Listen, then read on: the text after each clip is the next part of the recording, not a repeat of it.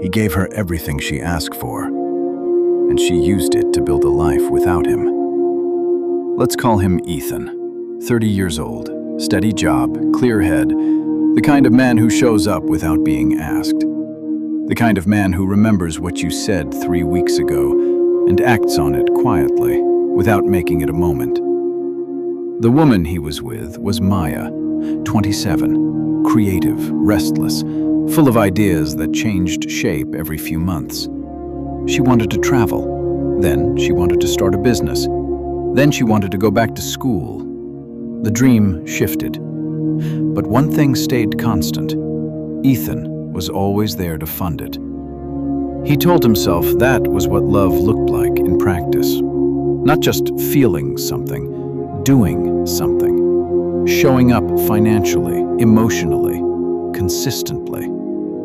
He paid for her courses, covered rent during the months she was finding herself, absorbed the canceled plans and the shifting priorities without complaint. From the outside, he looked like the stable one, the anchor. What he didn't realize was that anchors don't move, and Maya had every intention of moving. The distance came gradually, it always does. First, it was the small things. Replies that used to come within minutes started taking hours. Plans that were set got quietly rearranged. She was busy, always busy, with projects and people and conversations she never quite described in full. Ethan noticed the gaps, but he filled them with explanations that kept the picture intact. She was ambitious. She needed space. Creative people operated differently. He was being too rigid, too traditional in what he expected from a relationship. He talked himself out of what he was seeing, repeatedly, methodically, because the alternative was a conversation he wasn't ready to have. Then one evening he found something he wasn't looking for. An email, left open on a shared laptop. A confirmation for 2 flights, 2 names, neither of them his.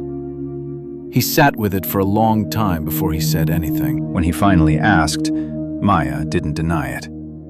She had been talking to someone else for months. Someone she had met through one of the professional networks Ethan had helped her build connections in. Someone with resources, momentum, a life that was already moving in the direction she wanted to go.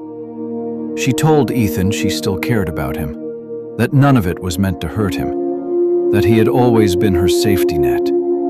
Safety net, not partner, not the person she chose, the net she knew would catch her if everything else fell apart.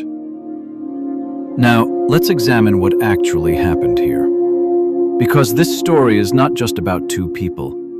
It's about a set of psychological patterns that appear in modern relationships more often than most people acknowledge. The first pattern is emotional dependency dressed as devotion. Ethan loved Maya, but over time his love became entangled with something more fragile. He needed to be needed.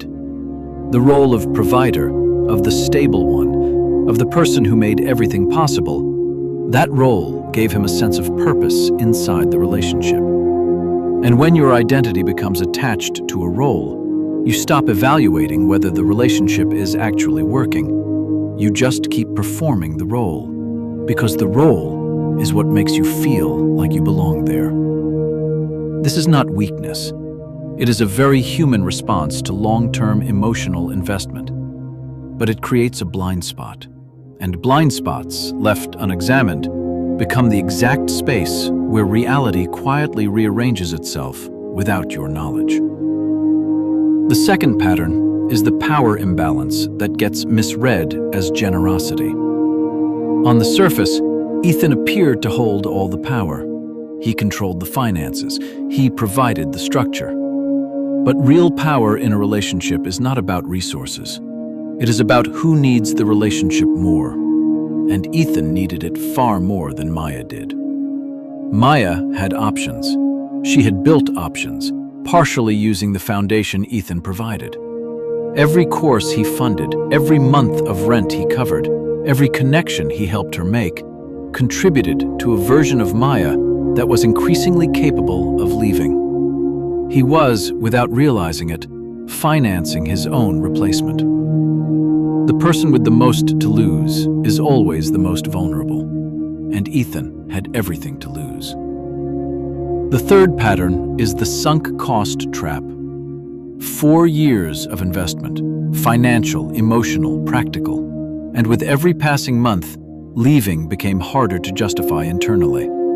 Not because the relationship was genuinely improving, but because the accumulated cost of staying made the idea of walking away feel like a total loss. This is the sunk cost fallacy operating at full force. The brain stops asking, "Is this good for me?" and starts asking, "How do I make what I've already given mean something?" Those two questions lead to completely different decisions. The second one will keep you in a situation long past the point where the evidence says you should go. Ethan saw the signs, the distance, the vagueness, the slow erosion of the closeness they used to have.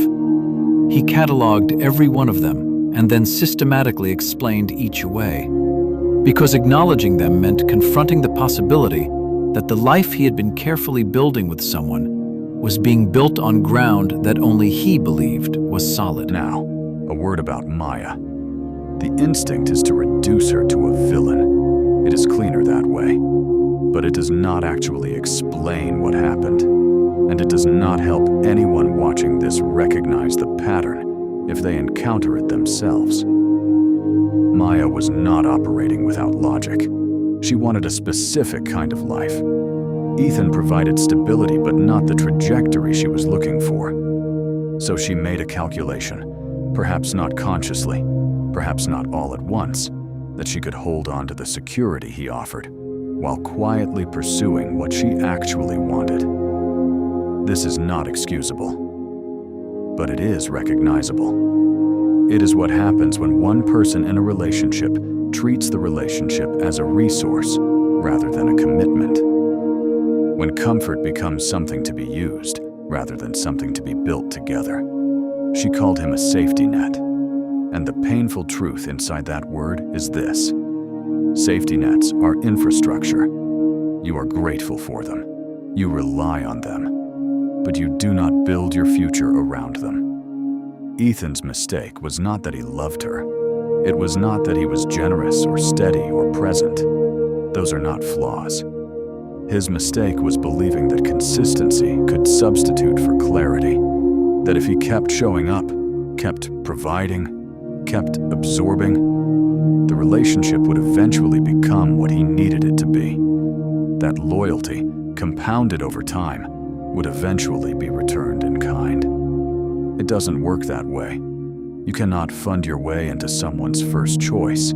You cannot outgive your way into being irreplaceable. And if someone has been describing you as their safety net while quietly planning their next move, they were never building with you. They were building on you. And there is a difference. If you were Ethan, would you have stayed or left once you found out? Leave your answer in the comments below.